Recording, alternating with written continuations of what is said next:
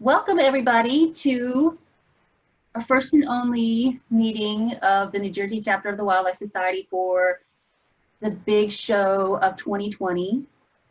We were really sad we had to cancel the spring meeting, but super excited that we could at least have a fall meeting.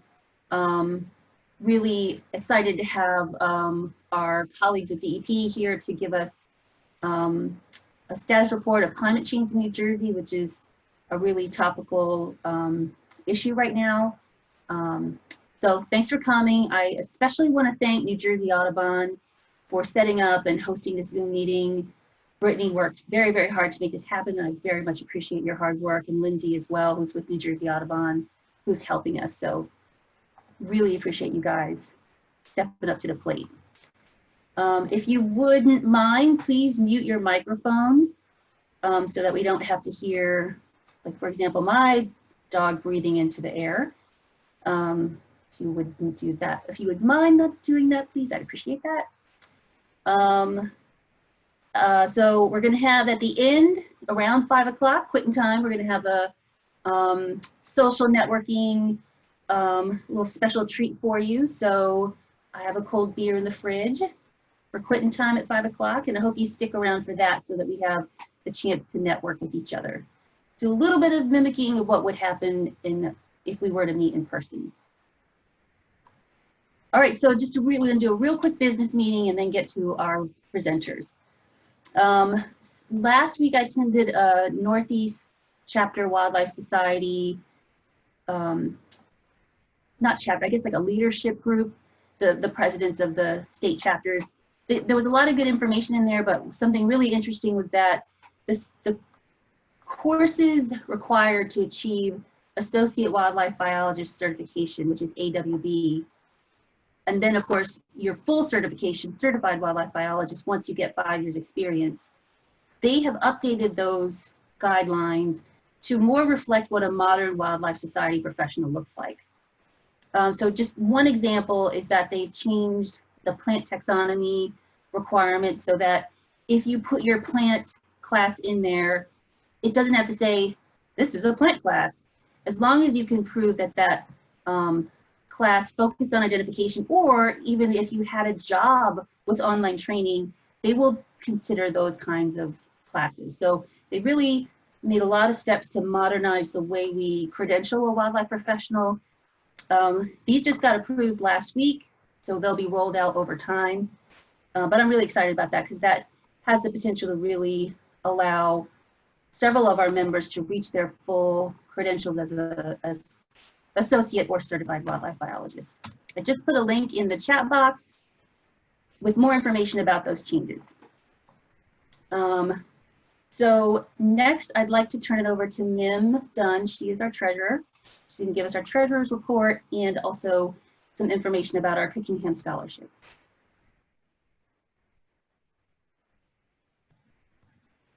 Mim, you're muted, as I instructed you, so good job.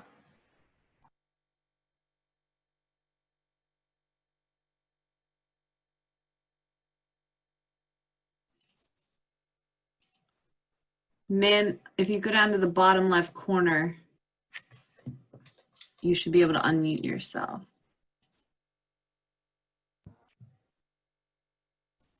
It's not allowing me to unmute you. There we go. Oh, there. Okay. Can you see my screen? Can you see my screen, or am I? No, not yet. Muted? So Okay. you're unmuted, right. so that's good. And then if you Okay. share your screen, you'll have to select which screen you want to share.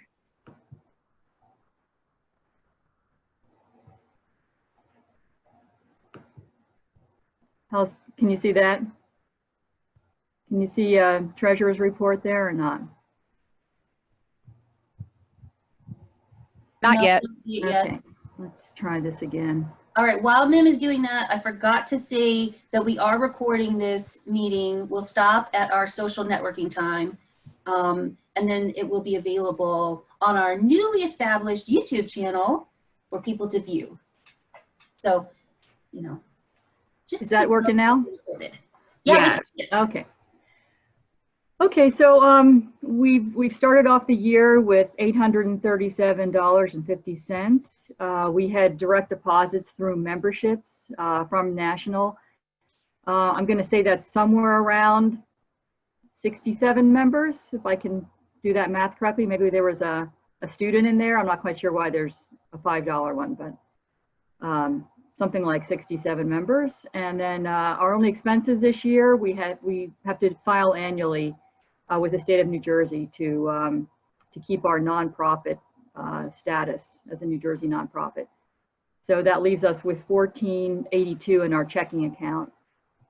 We also have $15,190.25 in our Vanguard fund, which is a money market that that changes daily. But that's up from June when we had 13,936. So that's been on an upward trend pretty much forever. It doesn't gain greatly, but it gains. So it's a really good it's a good money market.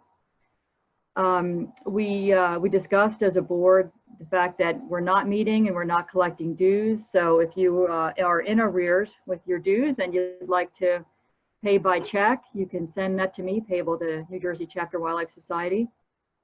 And I have my home address sort of there. I need to put my town in there. And we're also discussing paying by PayPal. So I'm investigating that. We have an account set up, but I do need help with sort of that interface between PayPal and my bank. If anybody's got any background with that or wants to chat about that afterwards, I'd be glad to get some help with that. That's what I have for a treasurer's report. If anybody has any questions, glad to entertain them. Mim, will you cut and paste your the mailing address into the chat box? Certainly. And so the dues are what we use to fund our professional development award. And then the Vanguard Fund is what we use to fund our Cookingham Scholarship. So, you know, we're not just hoarding your dues, we're putting that right back out into our community. Yep. And if you don't believe me, we have an audit committee that you can volunteer to be on.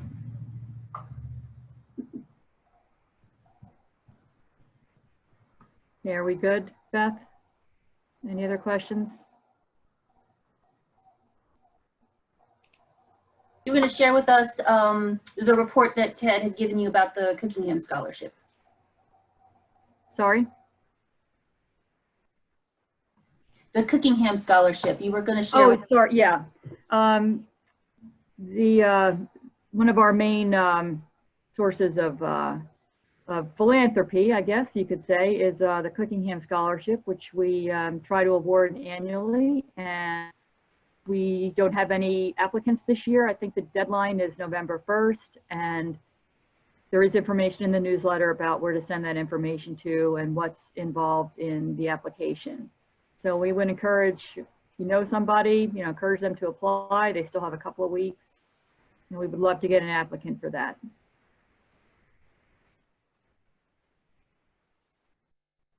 All right, thanks, Nim. Okay. And now, Thanks, Brittany. Nim. Yeah, so I just posted the link in the chat where you can access both of these scholarship and Cookingham Scholarship and the Professional Development Award. It's at the wildlife.org New Jersey page. So the applications are available on there. We did go ahead and extend our deadline to meet the Cookingham deadline this year. Prior it was October 1st, but this year it's available up until November 1.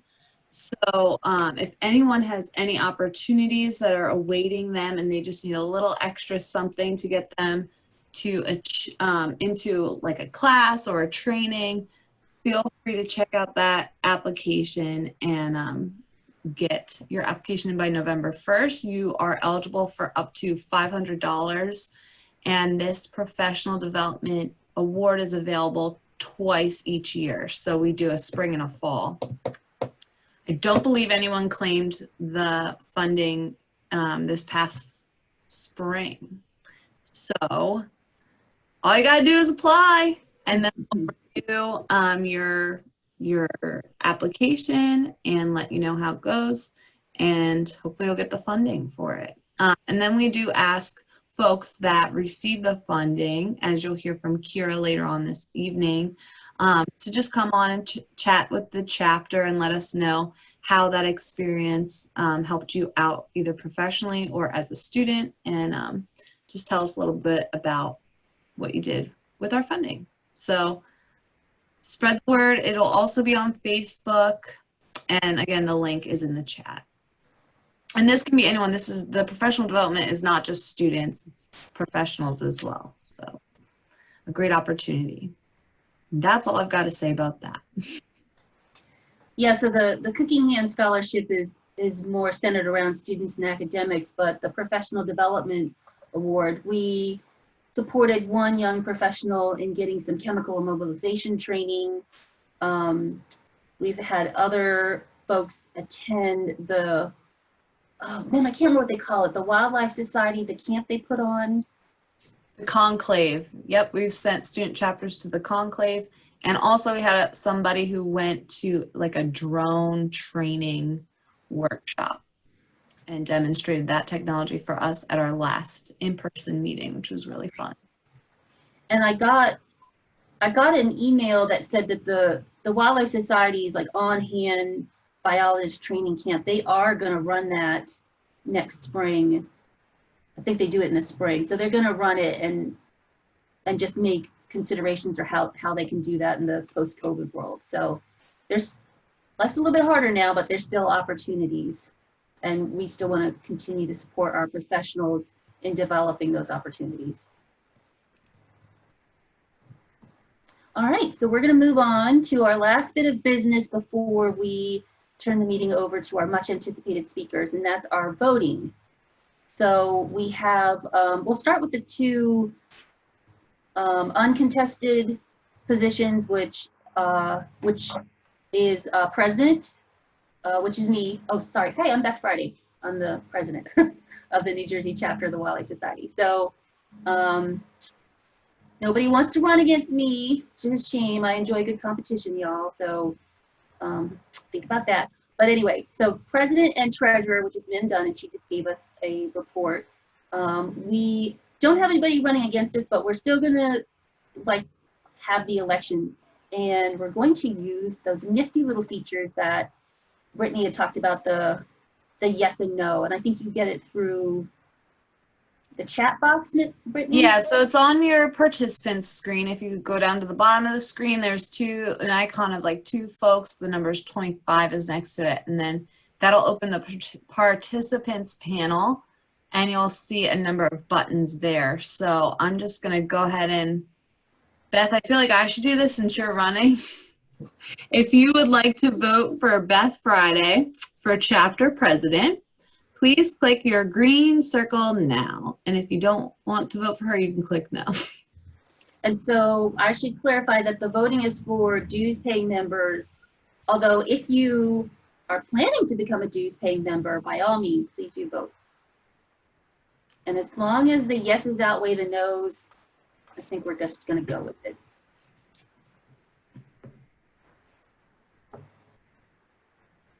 All right. I got to vote for me. Hold on. There we go. Okay. Well, seeing no opposition, I believe you were elected. I think technically we're supposed to do Robert's Rules of Order, but Mim, if you would allow us to just not do that for the sake of time. I like how Mim keeps— I move to nominate Beth Friday as the president of the Wildlife Society. 1 second. I'll second. All right. Great. Thank you, everyone. I'm going to clear your votes now. And we'll do the same for Mim Dunn. I nominate Min Dunn for treasurer. Second. All those in favor, please vote now. All voting members.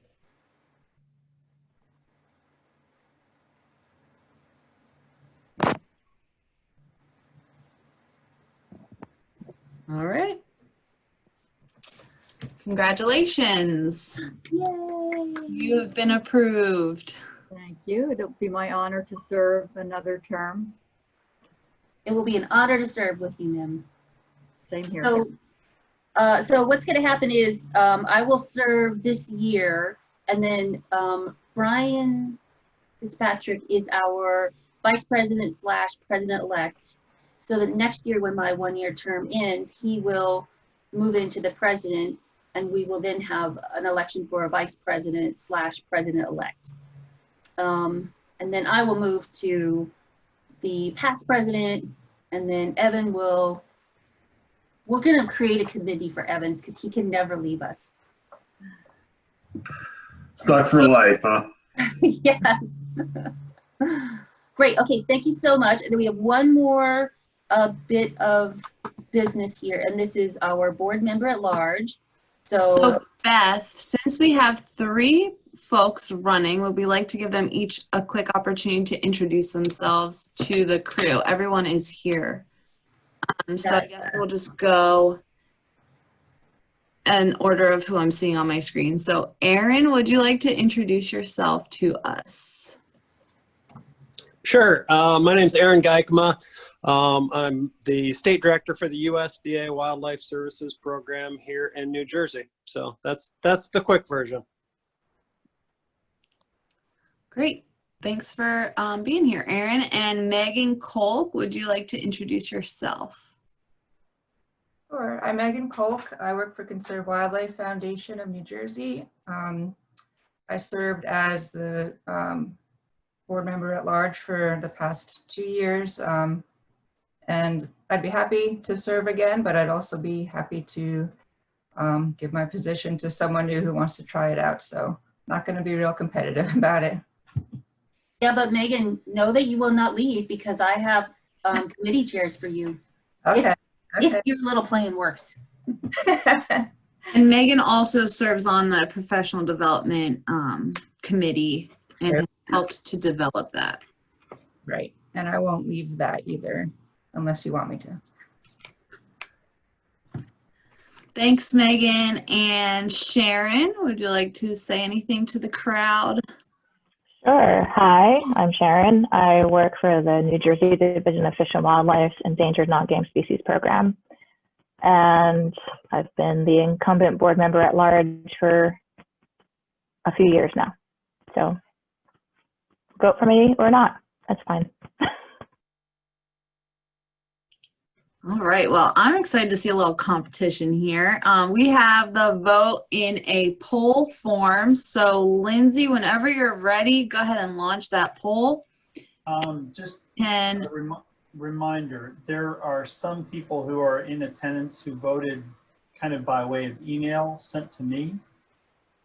Oh, don't double vote, right? Right. So if you sent me your vote, I guess I would request that you don't vote in this online version. Does that make sense to everyone? Is that okay with everyone? Yes. And Beth, I already tallied the votes and gave them to you. So you can add those to whatever we get on this online version, right?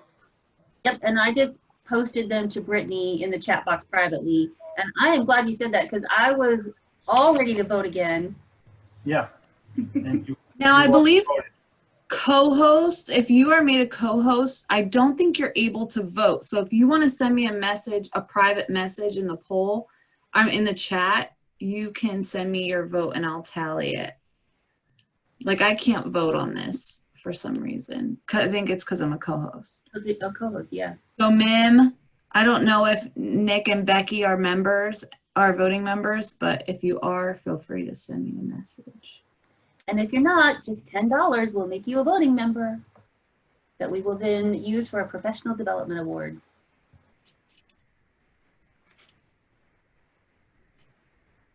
You guys can just let me know when you want me to close the polls. I don't think I'll share them because it seems incomplete without the email submitted votes.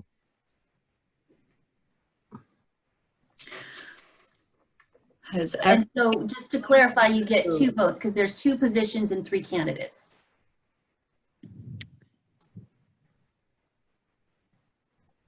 Feels like November 3rd, y'all. I'm excited. Crazy. All right. So 12 people have voted. Anyone else, speak now or forever hold your peace. All right. All right, I am going to, with that, I'm going to close this up. And Brittany, are you writing down? This is crazy. I So- did write everything down. Okay, but there's still other submissions to include in that. Right. I have the tallied numbers. them. Excellent. And we have a tie, Like a 3-way or a 2-way? a 2-way tie, a second place tie. A second place tie. I did not want it. Second place tie. So I don't know how we're going to solve this, but I will let you know. Can I just go ahead and announce the winners? Okay, so Sharon is in. Yay. Back to us, Sharon. Thank you so much for your votes, everybody. I promise I will serve you well. And even in the votes that, I'm counting the votes that Eric sent me, or that Beth sent me, and that Mim and my vote, and now Aaron and Megan are tied for second place. So, It's thumb wrestling time, y'all. Go for it. sudden death. I guess if one of you wants to volunteer to step down, you may, but if you want to go again, we can re-vote. Oh, wait, y'all. Wait. Christopher Cruz in the text box says, I'm a brand new paid due member, but I am not going to vote. Oh, Chris, Christopher. You can you're be the tiebreaker. Hey everyone, This is a big role for your first meeting. that is very important. I mean, you could ask them a question. You could think of a number in your head. See who gets it. May you both introduce yourselves and what you do one more time? Sure. Just so you know, I was ready to step down.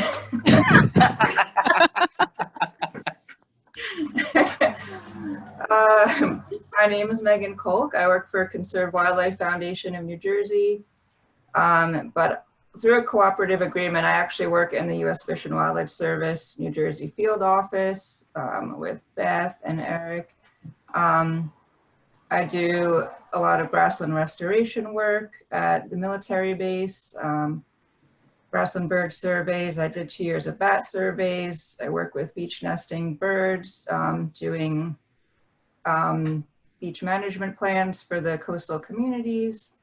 And I've been the board member at large for the past 2 years. And I'm still going to stay active with the Wildlife Society in some aspect, whether it's board member at large or not. All right, well, I'm Aaron Geikema. I'm a wildlife biologist and also the state director for the USDA Wildlife Services program in New Jersey. And we pretty much just do wildlife damage management. And much like Megan, I was ready to concede as well. So Christopher, if I could give you just one more bit of information, is that our board, we women are great, we work hard, but we are really woman heavy around here and could use some diversity on our board. I'm just gonna give you a little tidbit and leave it to you. Well, it's actually up to Christopher. Oh, that's, no, I'm talking to Christopher, sorry, I don't know what I said, but.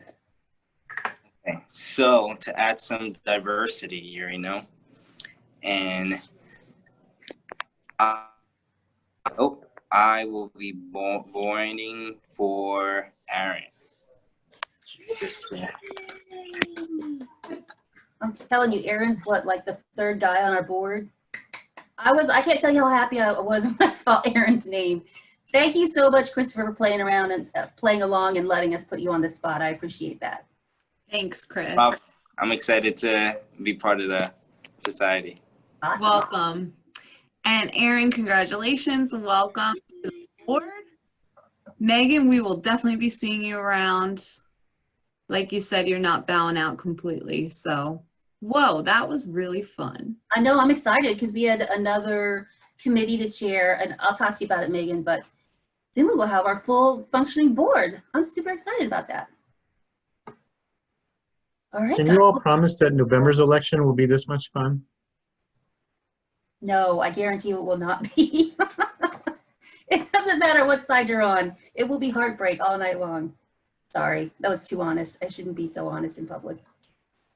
All right, well, thank you guys for that exciting business meeting. Now I'm going to turn it over to Brittany, who is our program chair. And Brittany's the person who makes these meetings happen. She's incredibly valuable, really great at what she does. And again, I thank you so much for your work, Brittany, and I'm turning it over to you. Thanks so much. This is only my second meeting that I've organized as the chair, so it was definitely a challenge, and I'm glad we got some buy-in for another virtual meeting. I know we have all been flooded with virtual meetings, and so hopefully we'll make this one a little bit more fun for you than most. Again, at 5 o'clock, crack your beers, we're doing a happy hour, but before that, we are going to have a couple of brief presentations. And so I am very excited to have Nick and Becky here from the DEP to talk with us about New Jersey's report on climate change key findings. I know they recently did a presentation for Nj Audubon, and it was really well received. So I'm excited to hear from you all again tonight. And I'm going to hand it over to Becky, who's going to share her screen. And how would you all like to receive questions? Do you want us to wait until the end or stick questions in the chat? I think waiting till the end makes sense. Nick, what do you think? Great. Yeah, that's so probably easiest. We'll wait till the end, and just so that there's not a lot of people trying to talk over each other, if you want to stick your question in the chat, I can like delegate that after your presentation. So we'll do that. So without further ado, Becky, take it away. Okay, so just sharing my screen with you guys here.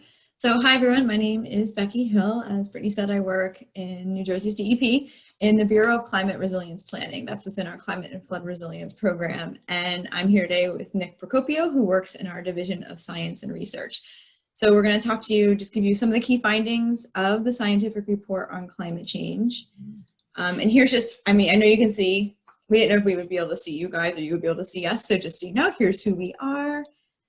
And then this is just a quick graphic that I want to show you to give you, a good snapshot of all of the climate change related work that's going on at DEP. This isn't by any means everything, and it's mostly focused on mitigation, resilience, and regulatory changes. But you can see there's a lot going on. Here's our scientific report. So you can see all the connections. And this report was mandated through Executive Order 89 that Governor Murphy signed at the end of last October. And it's just one aspect of that order. Another initiative that came from Executive Order 89 is that the state is going to develop its first climate change resilience strategy, which is underway currently. And then the impacts of the scientific report are those issues that the strategy will hopefully address.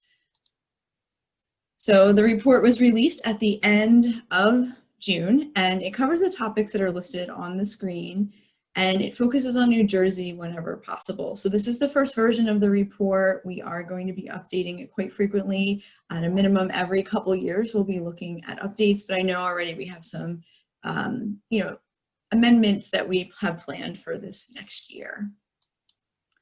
And you can find the report on the DEP's climate change website, which is on the screen for you all to see. And the report is quite lengthy. It's about 200 pages, and it mainly summarizes existing publications and data that are already available. But it also highlights key New Jersey specific information in call-out boxes throughout the entire report, but then also summarized in a shorter executive summary. So I really encourage you to check out that summary, because Nick and I aren't going to be able to quite get to all of the key findings today, but are going to focus a lot on our habitats, our wildlife, and what they can expect to see. So Nick, I'm going to turn it back over to you. Right. So thanks, Becky. And Becky and I are going to be going back and forth from slide to slide here. So you'll get to hear both of us. So I think any good discussion on climate change and the conversations forward really start with a good peek at what happened before. And so what we're showing here is a graphic of carbon dioxide concentrations over the last 800,000 years. And to me, what really stands out is this, orange box here. You are here. And when we look at the long history of data that we're able to collect, we can see, and it's quite clear that there is climate variability through time. So no one really argues that. What is of extreme importance to point out is how steep the carbon dioxide concentration in the atmosphere has increased over the last 200 years or so since the onset of the Industrial Revolution.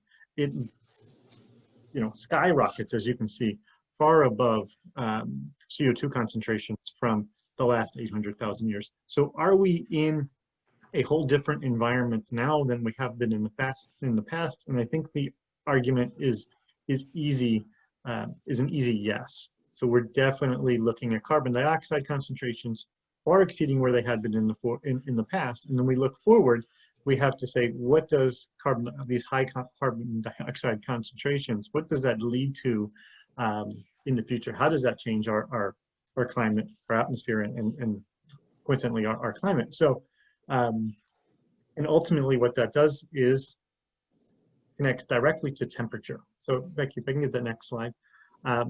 When we focus specifically on temperature, we have a great data set that goes back 125 years, and it is maintained by our state climatologist, Dave Robinson, and his office at Rutgers University.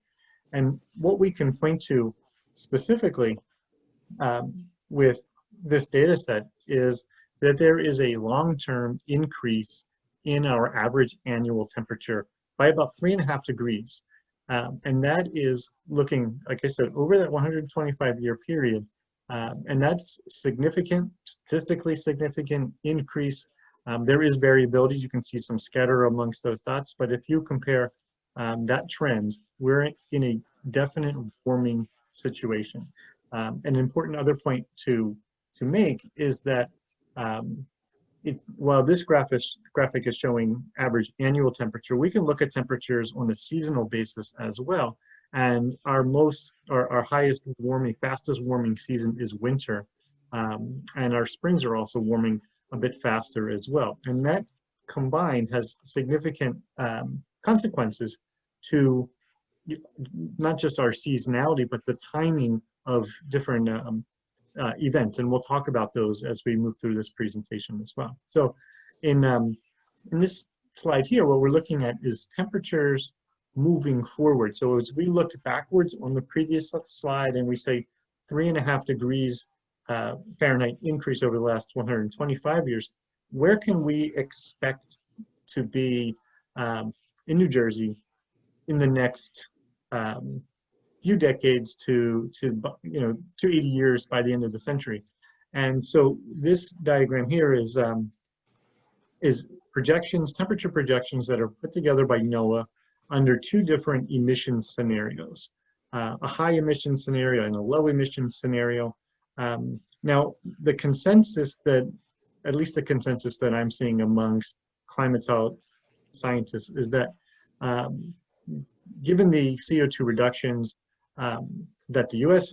has agreed to and that we're seeing globally, we're not really shooting towards that high emissions scenario that we may have been discussing even a few years, decades back. We're more in a progression towards a moderate emissions, somewhere in the middle between these high and lower emissions.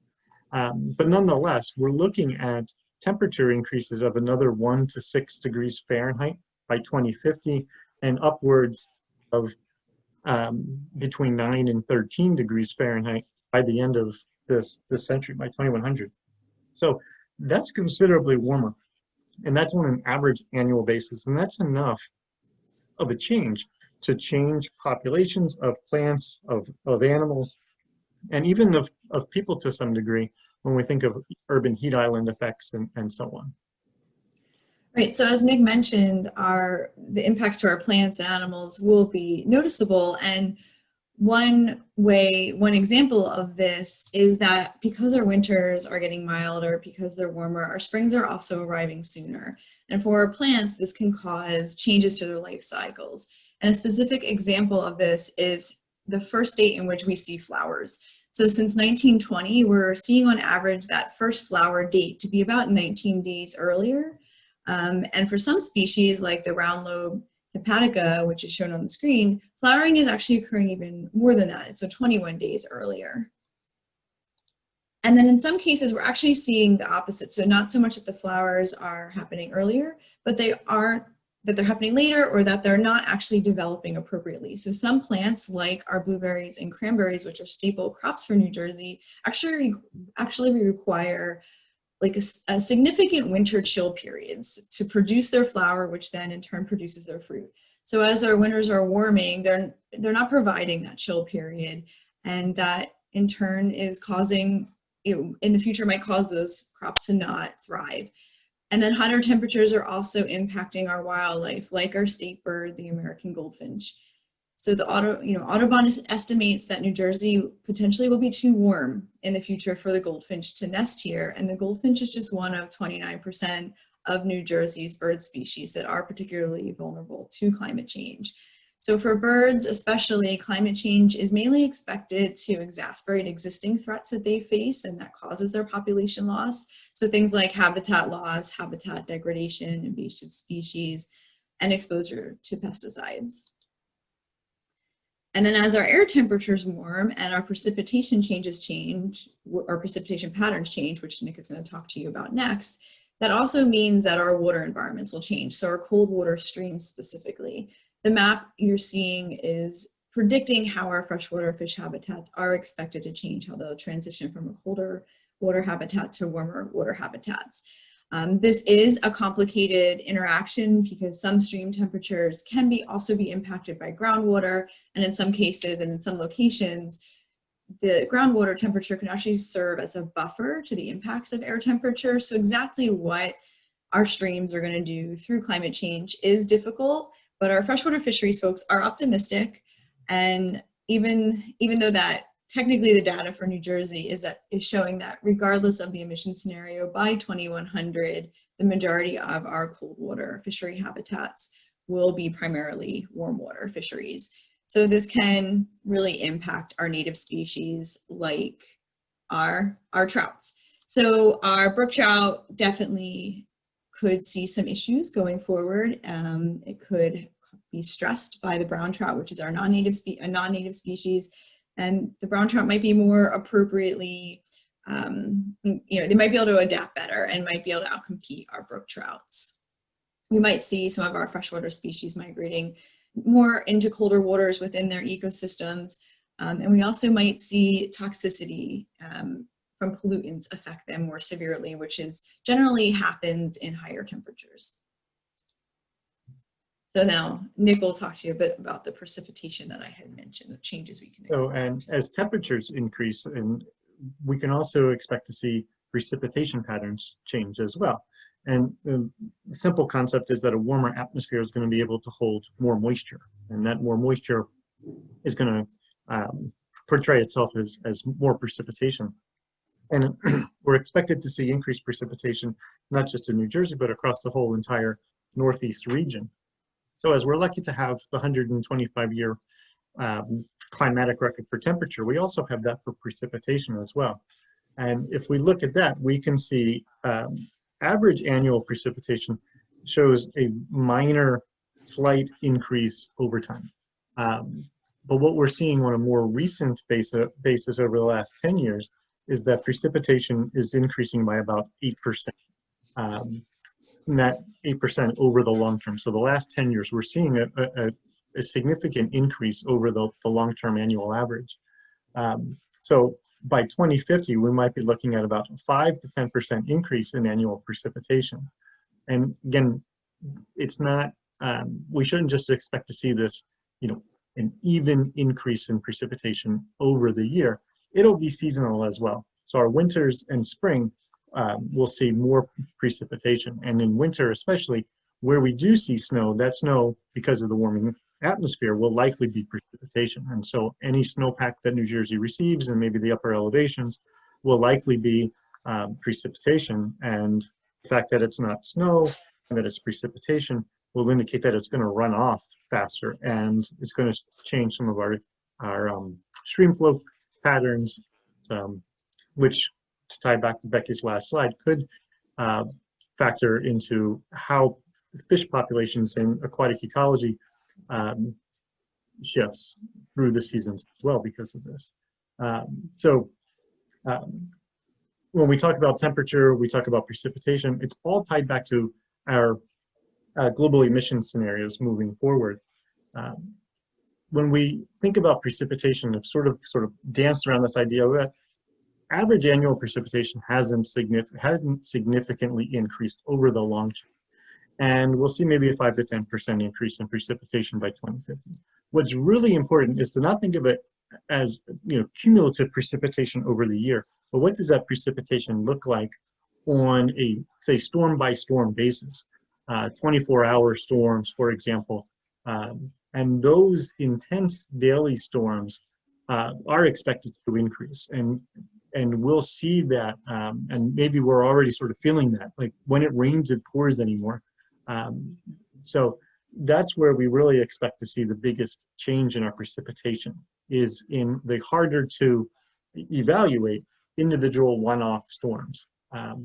So we're going to see storms that drop larger amounts of rain over shorter periods of time. And as you can imagine, more extreme events are going to lead to more chances of flooding to occur. Between these extreme events and with the warming temperature that's coinciding with them, it's likely that we're going to see longer periods of dry weather as well. So this interplay between wet and dry is going to be really interesting to see how it really fares out. So the dry periods may not exactly be drought by definition, but they're going to impact our communities, our crops, our ecosystems in very similar ways. So they might not fit those definitions of drought per se, but the fact that we're going to see it longer and periods of drier weather can mimic some of those conditions. So those dry periods will also be more severely felt because they're going to occur at times as our temperatures are higher. So we're going to see warmer periods, drier periods, and that'll come into play in another piece that we discuss in a few minutes. And so these points, especially about how frequent and intense rainfall will be, are critically important for us to understand. So we're working with colleagues at the State Climatologist's Office and with NOAA to look at how exactly precipitation patterns have changed and how they're going to change in the future. And they're working on developing New Jersey specific projections for us. So we have these basic estimates of 5 to 10% for annual precipitation. That's more of a regional estimate. So our state climatologists and our friends at NOAA are working on developing New Jersey specific projections for us at this moment. And when we think about that precipitation, the intense storms, we have to think back to how that flooding and stormwater and runoff is going to be managed. And so if we continue to think about precipitation and runoff and the infrastructure in the same way we have been for the past decades, we're going to continue to set ourselves up for failure because the infrastructure is just not going to be at the level it needs to be to support this amount and sort of funnel off the precipitation during these intense storms that's going to be required in the next coming decades. And I think I turned it back to Becky.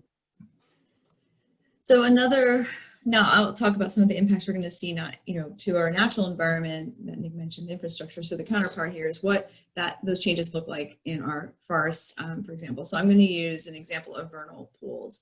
It's a very clear example of how changes in precipitation can have really long-lasting and strong impacts on the way our ecosystems function. So vernal pools form in the spring when precipitation is high, and then they disappear usually in June, July, or August when temperatures are warm and they evaporate. And then they may fill back up around this time of the year when we see our precipitation start to increase again. And many of the amphibians that we have in our state take advantage of these unique habitats. You can see some on the screen. They actually mostly rely exclusively on vernal pools for their breeding. So as temperatures warm and our precipitation patterns do change, what we worry about is pools drying up earlier or not filling up at all. And then this could lead our frogs and amphibian or frogs and salamanders would be forced to find new breeding grounds in areas that present new threats, such as like they might have to cross a road, or they might have to cross actually areas of land that are not passable for them to get to a new area. So that's a big concern that we have. And then there are also amphibians like the eastern tiger salamander who are also vulnerable to things like sea level rise because they have a very limited distribution range along our coastal areas, and some of their breeding sites are already seeing saltwater intrusion. So when we think about what is going to happen going into the future as we continue to see sea levels rise, we could potentially expect that in the next 10 to 40 years that these breeding grounds are inundated completely.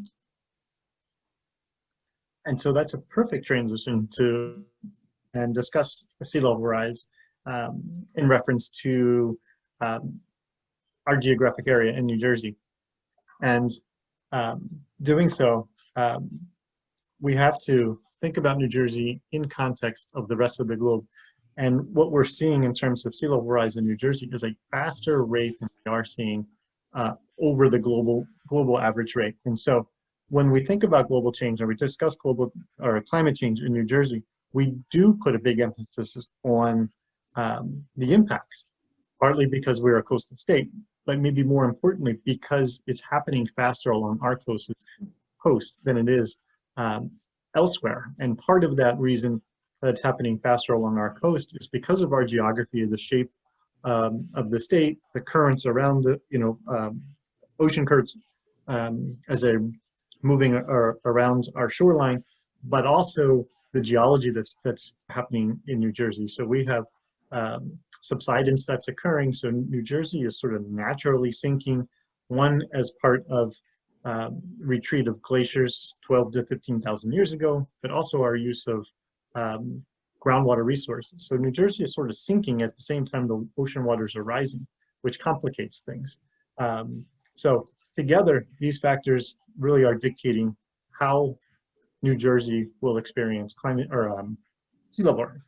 And so this table here is borrowed from and slightly modified from, the coloration's a little bit different, but borrowed directly from the 2019 STAP report, Science and Technical Advisory Panel report, that was facilitated through Rutgers University with DEP funding. And this is really one of the major takeaways from that report. And really what we wanted them to focus on was using the best available science to project sea level rise out to 2100.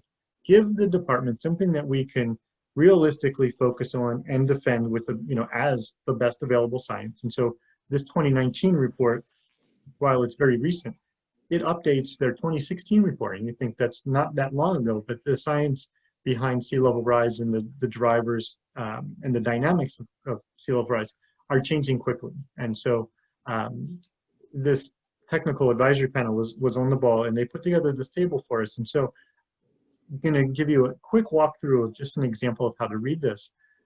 We look out by 2070, and the red box that you're seeing there shows you a range of 1.4 to 3.1 feet of sea level rise. And that's what we would refer to as the likely range. So about 2/3 of the likelihood is contained within that range. And there's lower estimates of just a foot of sea level rise by 2070, or upwards of 3.8 feet of sea level rise by 2070. And that's under a moderate emissions scenario. So if we go on this framework that from a global perspective, we're moving towards only moderate increases in sea level or in CO2 emissions, we could see this framework. If, on the other hand, we wanted to assume a higher emissions scenario into the future, we could move that red box to the right slightly, and we could say at 1.5 to 3.5 feet, or if we get really aggressive and reduce emissions, the rate of sea level rise and the ultimate levels would be a little bit lower. And so this technical advisory panel gave us estimates out to 2100, out to 2150, so long-term projection. And maybe what you are picking up by looking at this table is 2030 and 2050 don't include low, moderate, or high emissions scenarios. Basically, for those decades, all the way out to 2050, the scientists will say that we are baked in, and there's not much we can do at this point to change sea level rise conditions that we're going to see by 2050. And so we're pretty much set through 2050. So we have to plan and move forward with some recognition that sea level rises along our coast are indeed increasing. And go ahead. And so we see pictures like this more often where we see flooding and what we'll call sunny day flooding. This isn't necessarily because of a heavy storm or any particular event. This is mostly just flooding from the bay side, and this particular image is in Seaside Park. And if you look up the streets or the back, you're looking at the bay, and so the waters on the streets here are coming from bayside, and that's elevated sea levels, just so even maybe a little bit minorly over different tidal cycles is going to put water in the streets. And this table here, also from that same 2019 STAT report, looks forward out to 2150 again at the number of high tide flooding days. In this case, it's Atlantic City, but really this table can be used anywhere along New Jersey's coast because it doesn't vary that much. Under a moderate emissions scenario. And right now, 2030, we're looking at about 35 days per year. By 2050, we're looking at 120 days per year with sunny day flooding. That's every 3 days. And so scenes like this, you're good, Becky, thanks. So scenes like this with Great Bay Boulevard leading from mainland out to the Barrier Islands, it's going to make roads like this more and more frequently unpassable. And it's going to make a whole lot of, create a whole lot other issues when you just think about how do you move people during a time of need. So we're going to see this more and more often up and down our coast as we talk about climate change. And sea level rise is very much at the forefront of all conversations in New Jersey. Okay, so, and it's not only our roadways and infrastructure that we're going to see flooded more often as our sea levels rise, but it's also our beaches and our dune systems, which also then means our habitats in those areas are going to be impacted. So for example, this image is showing some nesting habitat on one of our beaches, and we can help where we can to protect habitat by providing, in this case, a cage over a no nest. And this allows our species to at least be protected from our activities, but it doesn't protect them from flooding that can happen on, as sea levels rise, from surge events, or whatever the case may be. And while yes, the birds could potentially migrate to safer areas as storms approach, doing so during critical nesting times causes them to expend energy and time that they would otherwise be using to breed and to build up reserves to continue their migration after their stop in New Jersey. And then for those species that can't move, like our plants, and in this case, the sea beach amaranth, erosion of our beaches from sea level rise and storms leads to further endangering their chances of survival.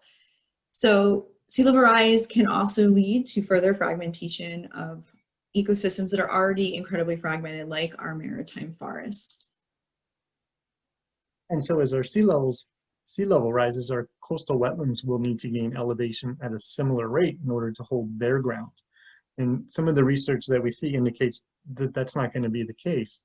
Our coastal wetlands are some of the most valuable habitat in New Jersey, providing more than $1.25 billion a year in ecosystem services. They provide a buffer for our coastal communities from storms. They filter nutrients and sediment out of the water, helping make waters fishable and swimmable. provide nursery habitat for commercially important fish. They draw ecotourists to our area. People that are interested in fishing, crabbing, and birding. They help to mitigate climate change by sequestering carbon in the soil. They provide critical habitat for rare and endangered species. They're invaluable to New Jersey's wildlife and ecology.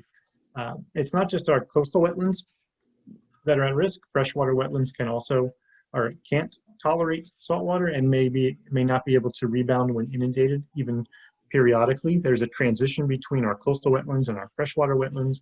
And so with sea level rise and we have saltwater intrusion into our groundwater, that saltier water is going to move into our aquifer systems, our freshwater aquifer systems, and can inundate to a degree our freshwater wetlands.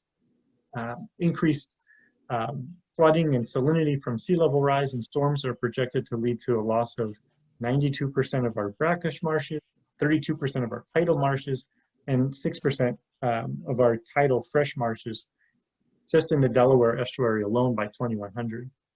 And the Atlantic white cedar, a globally rare species, is expected to lose habitat in New Jersey because of rising sea levels. And the loss of these coastal wetlands and forest habitats to climate change are going to result in carbon losses and increases in New Jersey's net greenhouse gas emissions. So that sequestration potential is lost. And here's just an interesting example of flooded coastal wetlands in time. And so this picture is from a 1930s aerial image, and we can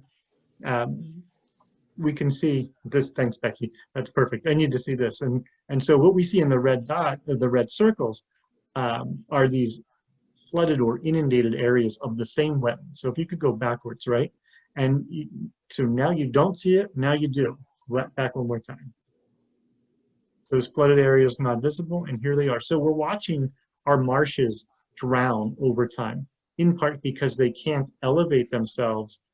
Basically, there's not enough sediment nourishing those wetlands at the rate that sea level is rising. And that's unfortunate. And as a result, we're losing these coastal wetlands faster than they can migrate either up or backward. Right, and as we lose our marshes to inundation, it's not just all the ecosystem services that Nick mentioned that we're losing, but specifically we're losing some habitat for species like the salt marsh sparrow that is a globally endangered species, and they rely heavily on salt marshes for their habitat. So as we lose those habitats, or as they maybe change to less beneficial or suitable locations, some of our species are really going to be impacted. And then as marshes do migrate, if they're able to migrate, that can be really beneficial. So some of those services can be retained, but then potentially at the loss of other ecosystems. So in this picture, you can see that there's a little bit of a fringe of some dead trees. So as forests that aren't able to tolerate saltwater are between our existing marshes and open land behind them, as saltwater comes up, so the marshes will go inland, but this also then means that our forests might not be able to survive. And marsh migration is also a really tricky thing, especially when you're in a state as developed and as populated as New Jersey. We might have roadways in the way. If you think about the Parkway or driving down the Atlantic City Expressway, it's a beautiful drive. You see marshes all around you, but that also means those roadways are barriers potentially for marshes to migrate further inland. So as we talk about wetlands, it's fair to also mention our forests and impacts to our forests as well. And three factors that I want to point out, and we'll dive into it with a little bit more detail in the next couple of slides, is how the range of our forests might shift due to climate change, what kind of impacts pests like southern pine beetle might cause, and wildfires. So go ahead and give me the next slide, please. And so here's an image of the distribution of loblolly pine, its current distribution and importance values, which are determined by our foresters. And we see it dominate much of the south and the southeast. And then if we look to the image on the right, we see the distribution of the same species, the loblolly pine, about 2100, and we can see this shift of this just single tree species up to the north and to the west, and really taking over and having a considerable importance in areas that are already dominated by pine, much of southern New Jersey, but maybe that would imply a replacement of our pitch pine with loblolly pine, or competition between those species. And so it won't be too much of a surprise to see loblolly pine move to the north and the east as the conditions allow it. And then we think pests. The southern pine beetle in New Jersey specifically is causing a lot of damage, primarily in the southern part of the state, in the Pine Barrens region. And when we think about what the southern pine beetle does, we can maybe try and get a picture of the extent of its damage in the image that we're seeing on the screen. And when we look at the middle of the diagram, the grayish, maybe purplish area are all areas of dead trees, areas that where the southern pine beetle has killed those trees, and that the orange and the yellow area around that fringe are areas that are slowly dying because of the pine beetle infestation. Becky, can you give me one hit? And here's another image showing similar type damage in New Jersey, and we're looking at again that gray area of pine beetle, southern pine beetle devastation, with a fringe that's moving outward from that center. And so what's significant about the southern pine beetle and its relation with this conversation on climate change is that a good cold stretch in the winter will kill off the southern pine beetle larvae, and it'll push back that population from year to year. But as I said earlier, we're not seeing those cold stretches in winter like we used to. Winter is our fastest warming season. And so southern pine beetles are able to proliferate through the seasons and continue from year to year and season to season their destruction. And then lastly, when we think about forest fires, the potential for devastating fires may also increase as our climate continues to change. Our warmer springs and longer summer dry periods are going to drive drier soils and even drier vegetation. Both of these factors are instrumental in the severity and intensity of fires. And so we see in the image on this slide, fire hazard or wildfire hazard areas of New Jersey. And as you might expect, the drier sandy soils of the South light up bright red on there from very high to extreme fire hazards in that pinelands in southern part of the state. So that dry, sandy soil, dense underbrush common to this area are factors that lead to frequent fires, and warmer and drier weather patterns that we're going to see as we move forward are only going to perpetuate that hazard and continue and proliferate potential for increased forest fires in the state.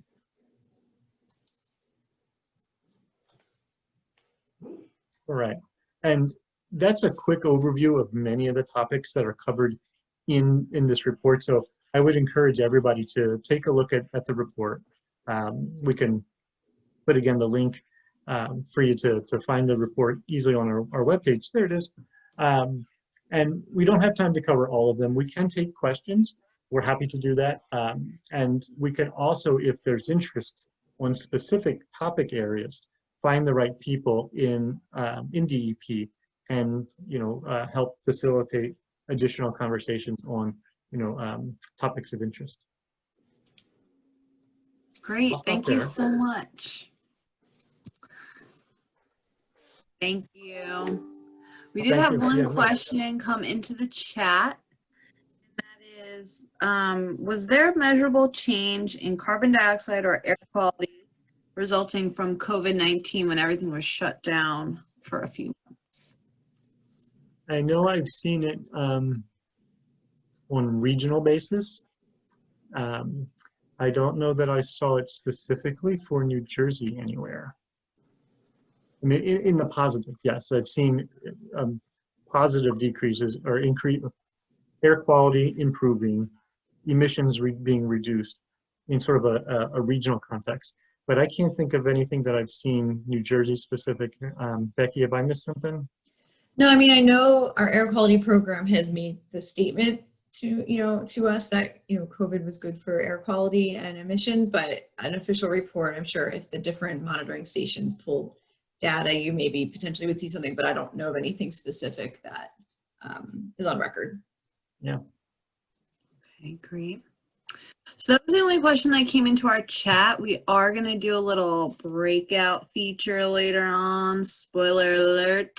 So if there's anyone in particular that would love to be with Nick and Becky, assuming you have time to stick around for a little bit longer, we could stick you in that room. So if you would like to be with the two of them, go ahead and give me like a green check next to your name. It'll come up so I can do my little matchmaking. But thank you so much. That was very enlightening, a little terrifying, but I think everyone got something out of that. So thanks so much. It's after 5 o'clock, so who's got their beers ready? Mine's been in this nice little koozie. Cheers to all of you for coming. We have one more talk we're going to hear real quick before we break out and do our mingling, and that is from Miss Kira Malone, who has joined us. She is a Rutgers alumni and the former president of the student chapter, the Wildlife Society at Rutgers. So Kira, it's all yours. Hi everyone, can you hear me? Yes. Perfect. All right. So I'm Kira Malone and I just graduated from Rutgers University with my bachelor's degree in ecology, evolution, and natural resources. I minored in fisheries science and I also completed my certificate in environmental geomatics. I was the 2019 recipient of the Russell A. Cookingham Scholarship today. And because of that, I've been given the opportunity to talk about how I use the money. The boring answer is that it went towards my tuition, because we all know college isn't free. But I figured I'd take this time to talk a little bit about some of the research experiences I had during my undergraduate, essentially what my tuition enabled me to do. I would also like to thank the New Jersey chapter of the Wildlife Society and the Division of Fish and Wildlife for awarding me the scholarship. And it is an honor to be able to talk today. So during my sophomore year, I was hired by Dr. Olaf Jensen to work in his lab on the American Shad and River Herring project. So the project was already about 7 years in progress when I joined, and it aims to study how American shad and river herring move through a fish ladder that's at the Island Farm Weir in Bound Brook, New Jersey.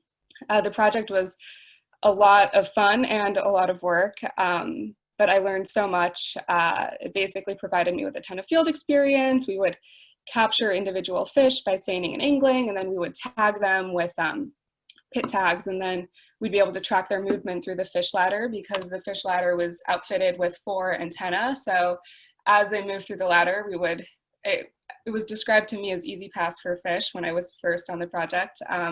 It just scans them so we can see, if they were able to make it from start to finish, if they entered the ladder and then ended up exiting the entrance. So it gives us an idea of the sort of passability of the ladder. In addition to my work with Dr. Jensen, I've also done quite a bit of work with Dr. Brooke Maslow. I began volunteering in her lab this summer after my sophomore year, and that was misnetting bats to work on a variety of different projects regarding bats, some of which were related to white nose syndrome, some bat diet. That led to opportunities. I was eventually hired, and I worked on a couple different projects. I did pollinator monitoring, some invasive species management, and then I continued to do netting as a bat handler. Unfortunately, this past summer was going to be my last year netting with the Maslow lab, and it was canceled because of COVID, which was disappointing, but obviously understandable. I also completed a George H. Cook honors thesis my senior year under the supervision of Dr. Kimberly Russell. My thesis looked at how spider community composition changed over time, and I did that by replicating 2 historic surveys. The first survey was originally conducted in 1985 in Tuckerton, New Jersey, and Great Bay Boulevard Wildlife Management Area. And the second survey was originally conducted in 1993, actually by a Rutgers PhD student at the time in Hutchinson Memorial Forest in Franklin Township. I chose to study spiders for my thesis for a couple reasons. I knew Dr. Russell. We had already worked together. I had done some volunteer work with her lab studying native bees my freshman year. And I knew she had a background in spiders, and she was interested in doing another project relating to spiders. Another reason was because I I knew nothing about spiders. I didn't know much about their biology or their ecology, and I thought it would be a good opportunity to learn about something that I didn't really know about. So when we were discussing sort of ideas for projects, the idea of looking at how the communities have changed over time came up because, we see a lot of reports and research on how sort of climate change or land use change over time has affected, we see decreasing songbirds, charismatic species, and maybe economically important groups like fish. Oftentimes arthropods are sort of neglected, which considering they're the most abundant phylum, you'd think, and they are critically important, they're sort of low on the food chain, so they're just important from a, to prevent trophic, they're important because they're a food source for a lot of different animals. So I thought that sort of arthropods were underrepresented in that, or there was a gap in that sort of knowledge. And additionally, a lot of the work that looks at how populations or communities of arthropods have changed over time, a lot of that work is done on sort of even the more charismatic arthropods, the pollinators and the bees and the butterflies, which makes sense because they are very economically important, from an agricultural perspective. But spiders are also very important, although they're not quite as charismatic. Whenever I would tell someone I was doing my thesis on spiders, they were often they would recoil in disgust and fear, but they're important, from a biocontrol perspective, but also they're a major food source of a lot of small mammals and birds. So I thought it was important to look into this, and I was also just interested in trying something new. My research found a significant decline in species abundance and diversity, and also just taxonomic representation, which was unfortunately sort of what we were expecting. But it was honestly such a great learning experience doing my thesis. And I think one of the most important things I learned doing my thesis was how important it is to take good field notes when you're doing the fieldwork component, because there are things that you're like, oh, I'll remember that. And then sure enough, in January, you're like, oh my God, why didn't I write that down? So it was a really important learning experience. Finally, I would like to talk about something else that I was involved with while I was at Rutgers, and although it's not my research experience, was very important to me, and it's very relevant because it was my involvement with the Rutgers University student chapter of the Wildlife Society. I joined the student chapter as a member my freshman year, and then my sophomore year I got involved with the board.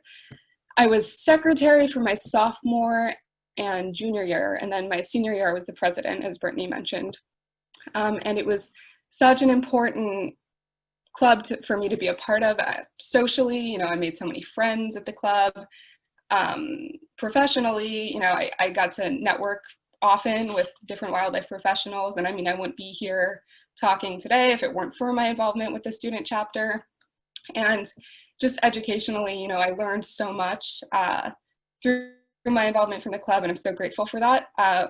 We would hold monthly meetings where we would have different wildlife professionals come talk, and they would talk about what they do, sort of their academic background, how they got to where they are. So those were always super informative, and I think really helped students kind of opened up their sort of world into different wildlife career options. And I think it was a really, really important experience for, not just me, but club members. Additionally, we did a lot of fun events. Sort of on the weekends. We would do, or a couple examples, we went to Wild Bird Research Group. They have a songbird banding station at the Fiddler's Creek Preserve in Pennington, New Jersey, I believe. So we got to go visit the bird banding station. I know, Beth, you mentioned earlier student conclave. Every year, unfortunately, this past spring got canceled because of COVID, but a different school in the Northeast region, university that has a student chapter, holds the Wildlife Society Student Conclave. You know, I've got to attend twice, once in Vermont, once in Maine. Both were awesome experiences. There were just a bunch of different workshops, like camera trapping workshops, insect identification, stuff like that.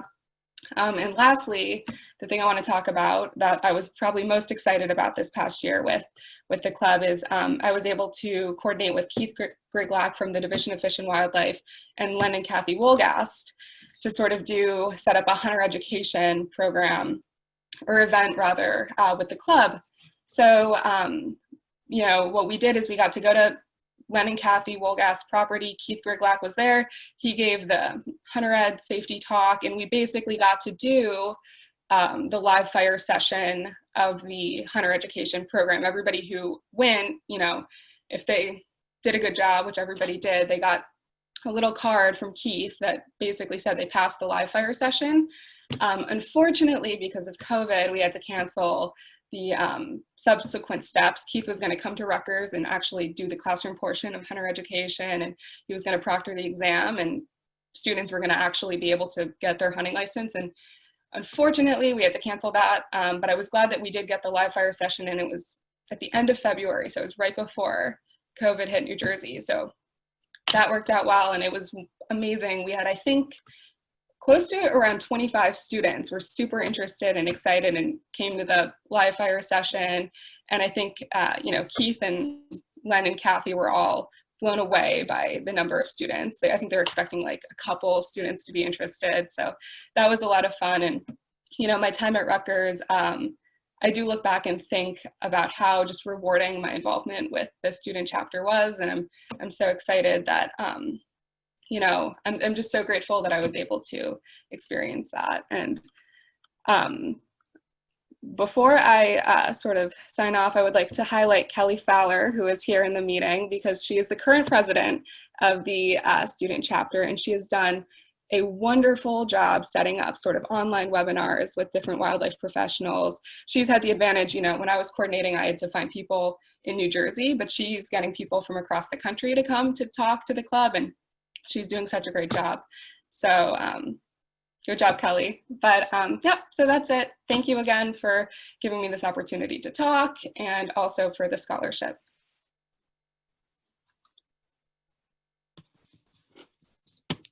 Thank you, Kira. I just wanted to mention very briefly that we are holding our Rutgers student chapter meetings via Zoom, which gives everybody here the opportunity to sign on if you're interested. I sent the last meeting link to Beth and the recording on our YouTube page to Beth so she can disseminate that. But we're going to have our next meeting on October 26th. We do it at the last Monday of every month at 6 p.m. And it's going to be John Park from Nj Audubon. So some of you probably work with him. He's our only New Jersey speaker this, well, I'll call it semester. But like Kira had mentioned, we have had the, opportunity because of the pandemic to invite people that would be travel restricted otherwise. So we just had Megan Racy from the U.S. Fish and Wildlife Service speak. And then at the November meeting, we'll have Brooke Hines, who owns her own consulting firm, and she's mainly a bat biologist. So if anybody has a Monday at 6 p.m. to kill, then we would love to have a little bit more interaction with the state chapter, with the Rutgers chapter, which is great that we can do it via Zoom, because otherwise I'm sure it might be hard to get up to New Brunswick. So if anybody wants to join in, I will send the meeting link again, and hopefully you all get it and you can swing by. It's only about an hour and a half long.